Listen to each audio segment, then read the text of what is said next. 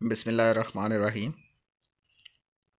आज हम लोग बात करेंगे electrolysis of fused sodium chloride by using the down cell. अब बात यह है कि आप लोग जो है वो ये डाउन सेल का प्रोसेस क्यों करेंगे, बेसिक मकसद क्या है।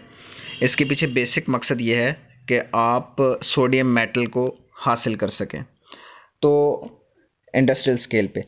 अब बात यह है कि यूजुअली सोडियम क्लोराइड को कंबाइंड स्टेट में आप लोग आम लाइफ में नमक के तौर पे अपने घरों में इस्तेमाल करते हैं, जिसमें सोडियम जो है वो क्लोरीन के साथ कंबाइंड स्टेट में मौजूद है। मगर इंडस्ट्रीज में बहुत सारे प्रोडक्ट्स ऐसे भी होते हैं जिसमें जो है वो सोडियम का इस्तेमाल किया जाता है, प्योर सोडियम का इस्तेमाल किया जाता है। तो ज़रूरत इस अमर की है कि हम लोग जो है वो मोल्टन सोडियम, प्योर सोडियम जो है वो किस तरह से हासिल कर सकते हैं। तो उसके लिए एक बड़ा आसान सा तरीक़ाकार हमारे पास मौजूद है, जिसके लिए हम लोग जो है वो डाउन सेल का इस्तेमाल करेंगे। डाउन सेल बेसिकली जो है वो एक इलेक्ट्रोलिटिक सेल है। अब इलेक्ट्रोलिटिक सेल क्या होता है? इलेक्ट्रोलिटिक सेल जो है वो ऐसा सेल है जिसके अंदर हम इलेक्ट्रिसिटी का इस्तेमाल करके केमिकल रिएक्शंस को करवाएंगे। तो एक ये जो आपके सामने मौजूद है डाउन सेल, इसमें आप लोग देख सकते हैं कि ये एक भट्टी नुमा जो है वो इसकी शक्ल है, और इसके अंदर जो है वो कैथोड और एनोड भी मौजूद है। कैथोड और एनोड दोनों को जो है वो हम लोग बैटरी के साथ कनेक्ट करेंगे। बैटरी से कनेक्ट करने का मकसद ये है कि मैंने आपको बताया कि ये एक इलेक्ट्रोलिटिक सेल है जिसमें हम इलेक्ट्रिसिटी का इस्तेमाल करेंगे। इलेक्ट्रिसिटी का इस्तेमाल करके हम लोग जो है वो इसके अंदर केमिकल रिएक्शंस को करवाएंगे। तो इसी को हम लोग जो है वो आज हम पढ़ने जा रहे हैं कि डाउन सेल बेसिकली है क्या। तो सबसे पहले हम लोग डाउन सेल की कंस्ट्रक्शन की तरफ आ जाते हैं कि डाउन सेल की कंस्ट्रक्शन क्या है। डाउन सेल अभी मैंने आपके साथ जिक्र किया कि बेसिकली एक इलेक्ट्रोलिटिक सेल है। इलेक्ट्रोलिटिक सेल ऐसा सेल जिसमें हम लोग इलेक्ट्रिसिटी का इस्तेमाल करके केमिकल रिएक्शंस करवाएंगे। अब ये जो डाउन सेल है ये एक सर्कुलर फर्नेस है। फर्नेस से मुराद है भट्टी नुमा शक्ल जो है वो इसकी, गोल भट्टी नुमा इसकी जो है वो शक्ल है, ठीक है। इसके सेंटर में बड़ा सा ग्रेफाइट एनोड जो है वो रखा गया, ग्रेफाइट ब्लॉक है और इसको एनोड के तौर पे रखा गया। इसके साइड्स पे आप लोग देख रहे हैं कि मेटेलिक प्लेट्स मौजूद हैं। दोनों साइड्स पे आप देखें, इन मेटेलिक प्लेट्स को जो है वो हम लोग ये आयरन की बनी हुई है और इसको हम लोग कैथोड के तौर पे जो है वो यहाँ पे पुट करेंगे। अब यहाँ पे प्रोसेस के दौरान जो सोडियम हासिल होगा वो साइड ट्यूब पर यहाँ पे आके, जो सोडियम आउटलेट आपको बताया गया, यहाँ पे एक साइड ट्यूब होती है। इस साइड ट्यूब में सोडियम मेटल जो है वो आके जमा होता रहेगा। नेक्स्ट हम लोग देखते हैं कि ये वर्किंग कैसे होती है। वर्किंग इस तरीके से है कि आपने इस गोल भट्टी नुमा सेल के अंदर जो है यहाँ पे एक इनलेट मौजूद है। इसके अंदर आपने फ्यूज्ड सोडियम क्लोराइड को ऐड कर देना है इस सेल के अंदर, ठीक है। यहाँ से ऐड करना है सोडियम इनलेट से, सोडियम क्लोराइड इनलेट से। इस इनलेट से आप सोडियम क्लोराइड को ऐड कर देंगे इस सेल के अंदर, ठीक है। अब आपने यहाँ ये कैथोड और एनोड है जैसे कि आपको बताया गया है। इस साइड पे बैटरी कनेक्ट है। बैटरी को आपने ऑन करना है तो इस सेल के अंदर केमिकल रिएक्शंस होना शुरू हो जाएंगे। अब केमिकल रिएक्शंस किस तरीके से होंगे कि यहाँ पे जो आपने सोडियम क्लोराइड ऐड किया था वो सोडियम क्लोराइड ऑयंस में चेंज होना शुरू हो जाता है, Na पॉजिटिव और क्लोरीन नेगेटिव। यहाँ पे Na पॉजिटिव और क्लोरीन नेगेटिव ऑयंस मौजूद होंगे, ठीक है। नेक्स्ट ये करना है कि आप देख रहे हैं कि यहाँ पे ये एक डोम शेप जो है वो मौजूद है और साइड्स पे वायर गेज मौजूद है।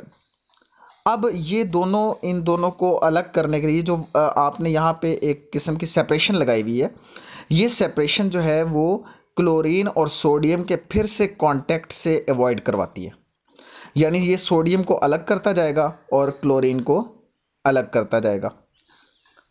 अब आप देख सकते हैं कि क्लोरीन ऑयंस जो हैं वो ऑक्सीडाइज हो रहे हैं ताकि वो क्लोरीन गैस दे सकें। यहाँ पे ये बबल्स की सूरत में सारी की सारी जो जा रही है ये गैशियस फॉर्म है क्लोरीन की, ठीक है।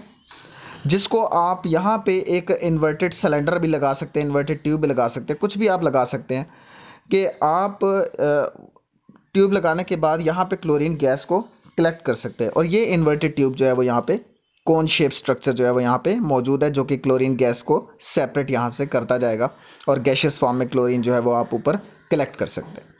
इसी तरह सोडियम जो है वो रिड्यूस हो रहा है। सोडियम रिड्यूस होकर सोडियम मेटल दे रहा है, जो कि मोल्टन फॉर्म में होगा, और ये इस आउटलेट से आप लोग बआसानी कलेक्ट करते रहेंगे। नेक्स्ट अगर हम रिएक्शंस की बात करें तो आपको पता है कि इसमें आपने सोडियम क्लोराइड NaCl ऐड किया था, 2NaCl। अब यहाँ पे 2 सोडियम्स हैं और 2 क्लोरीन्स हैं, यानी 2 सोडियम के आयन बने हैं और 2 क्लोरीन के आयन्स बनेंगे। एक हाफ सेल में एनोड साइड पे कौन सा रिएक्शन होगा? बेटा आपको पता है कि एनोड पे पॉजिटिव चार्ज होता है, एनोड पे पॉजिटिव चार्ज होता है, और आपको पता है क्लोरीन पे नेगेटिव चार्ज है, तो पॉजिटिव नेगेटिव को अट्रैक्ट करेगा। अब यहाँ पे क्लोरीन ने 2 इलेक्ट्रॉन्स गेन जो किए हुए थे पहले से, यहाँ पे अब नेगेटिव साइन है ना, तो नेगेटिव साइन ये जाहिर करता है कि इसने 2 इलेक्ट्रॉन्स सोडियम के साथ जब इसने रिएक्ट किया हुआ था तो 2 इलेक्ट्रॉन्स गेन किए हुए थे। अब वही 2 इलेक्ट्रॉन्स ये क्लोरीन लूज़ कर देगा। अब चूंकि यहाँ पे इलेक्ट्रॉन की लूजिंग हुई है, इस वजह से हम लोग कह सकते हैं कि यहाँ पे ऑक्सीडेशन हुई है। आपको पता है कि ऑक्सीडेशन की डेफिनेशन क्या है? Losing of electrons is called oxidation. तो यहाँ पे इलेक्ट्रॉन की लूजिंग हुई है, तो इस वजह से हम लोग कह सकते हैं कि एनोड पे ऑक्सीडेशन हुई है। ठीक है, क्लोरीन ने इलेक्ट्रॉन को लूज कर दिया और क्लोरीन जो है वो यहाँ पे न्यूट्रल हो गया, तो जो कि गैशियस फॉर्म बन गई है क्लोरीन की।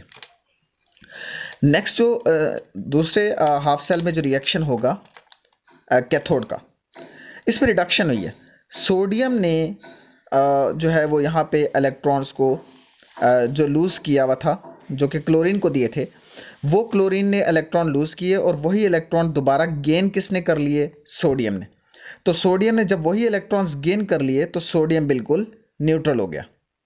ठीक है, तो ये सोडियम जो न्यूट्रल हुआ है ये आपके पास मोल्टन फॉर्म में आपको मिल जाएगा, पिघली हुई हालत में आपको सोडियम जो है वो अलग मिल जाएगा।